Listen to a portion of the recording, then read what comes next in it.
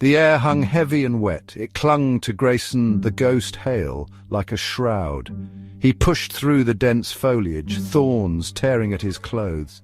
The stench of decay filled his nostrils. This swamp was a place of shadows and secrets. It was a fitting hunting ground for a monster.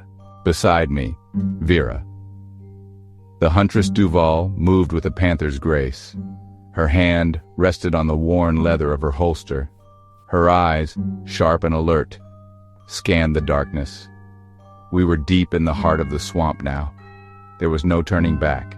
The moon, a pale sliver behind the clouds, offered little comfort. Every rustle of leaves, every splash in the water sent shivers down Grayson's spine. He had faced down outlaws and gunslingers before, yet something about this hunt felt different. This time the prey was hunting them. Grayson and Vera were known throughout the territories.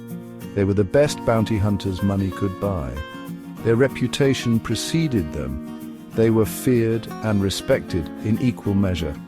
But even their skills were tested in this unforgiving environment.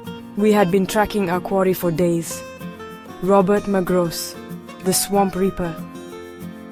A name whispered in fear in saloons and settlements. He was a phantom, leaving a trail of blood and misery in his wake. Each victim more gruesome than the last. A twig snapped under Grayson's boot. He froze, listening intently. There it was again. A low growl, barely audible, seemed to rise from the swamp itself. It was a sound that spoke of primal hunger, a sound that chilled him to the bone. They found the first sign of their prey at dawn, a crudely built hut, half hidden amongst the cypress trees. The air around it reeked of death.